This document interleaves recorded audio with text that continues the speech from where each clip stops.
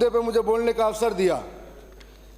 जुर्म के साये में लब खोलेगा कौन, यदि मैं ही चुप रहा तो बोलेगा कौन। मैं जनजाति इलाके से आता हूं और उस इलाके के अंदर सरकार ने समय समय पर अपने अपने प्रयास किए। आर्थिक रूप से, सामाजिक रूप से, सांस्कृतिक रूप से और शैक्षणिक रूप से वो इलाका कमजोर है। कभी विस्थापन की मार झेली, कभी पलायन झेला, कभी वन विभाग और विकास के नाम पर उन्होंने विस्थापन झेला। उसके बाद में कई सरकारों ने अपनी अपनी योजनाएं बनाई। साथ में जनजाति क्षेत्र विकास विभाग ने कई योजनाएं बनाई और पिछली सरकार ने 1000 करोड़ का बजट दिया था। वहाँ के जो बच्चे हैं वो हॉस्टलों में पढ़ाई करते हैं, महावाड़ी के द्वारा शिक्षा ग्रहण करते हैं।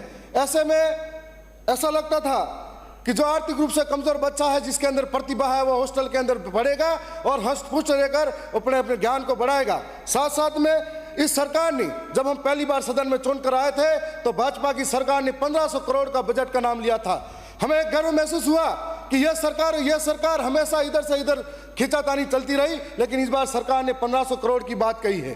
तब 1500 करोड़ की बात जैसे आई सामने, परंतु 19 तारीख को जब बजट पढ़ा गया 1750 करोड़ की बात फिर से कही गई, तो ऐसा महसूस हुआ कि 1500 करोड़ का बजट कहां गायब हो गया। मैं आपके सामने रिकॉर्ड लेके आया हूं।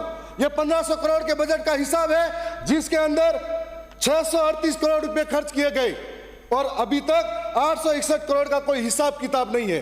दूसरी ओर मैं स्पष्ट कर देना चाहता हूं, इन बजट के माध्यम से वहां की हॉस्टल चलती है, वहां के महावाड़ी चलते हैं, वहां के स्वच्छ परियोजना चलती है। जिस बजट के माध्यम से वहां का एक आदिवासी बच्चा, उसके ऊपर योजनाओं का लाभ मिलता है। परंतु भ्रष्टाचार के भेंट चढ़ गया वो सारा बजट। और एक एक हॉस्टल के अंदर, जो आज मेरे पास में बिल भी है, डाटा भी है, डूंगरपुर के अंदर जो बिस्किट, ये 5 रुपए का बिस्किट है और यही बिस्किट इस टीएडी विभाग द्वारा 5.5 रुपए में खरीदा गया। इससे बड़ी महानता और क्या हो सकती है। और उसके बाद में इसी विभाग ने ये 20 रुपए का टूथपेस्ट है जिसको 24 रुपए में खरीदा गया। ये सारे सबूत और रिकॉर्ड मेरे साथ वो अभी है।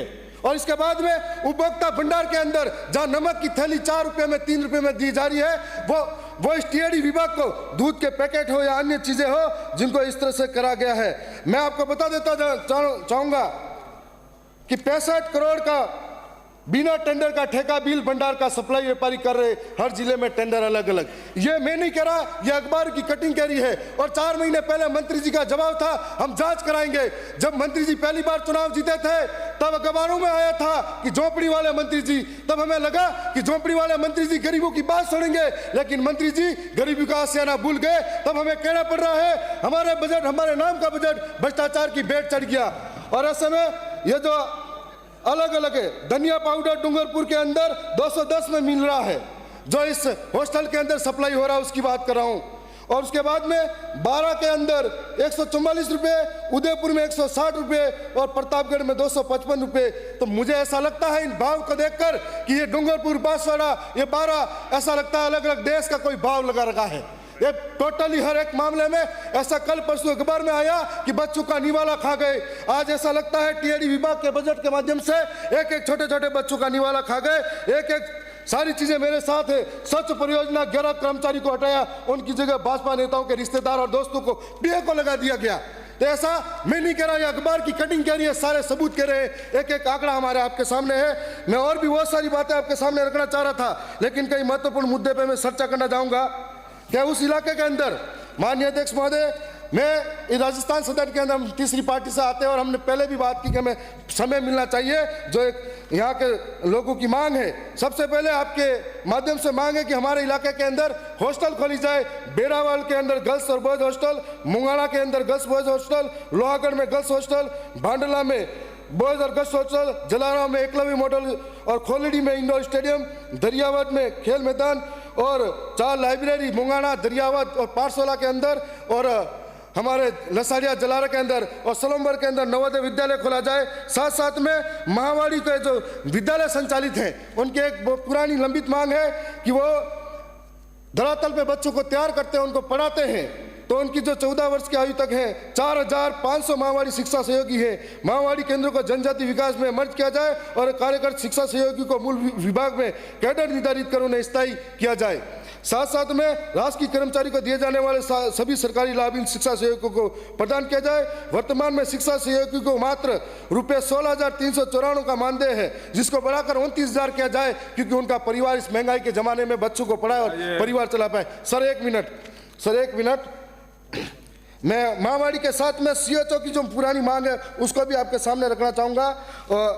जो सीएचओ है दुर्गम इलाके में बच्चों का इलाज कराने जाते हैं और उनके साथ में प्रदेश के कम से कम 2020 से कोई कैडर नहीं बना है। सीएचओ का कैडर निर्माण हो और सीएचओ का महाराष्ट्र और गुजरात के पैटर्न की तर्ज पर 4800 पे ग्रेड उनका भी बनाया जाए। मैं साथ में यह भी कहना चाहूँगा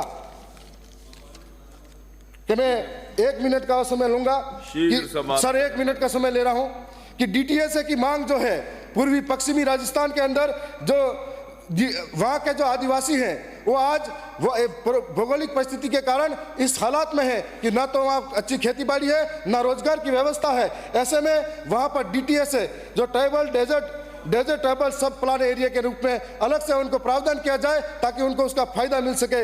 मुझे बहुत सारी बातें बोलनी थी, मैं इतना ही कहूँगा, तुम्हें हम भी सताने पर उतर आए तो क्या होगा, तुम्हारा दिल दुखाने पर उतर आए तो क्या होगा।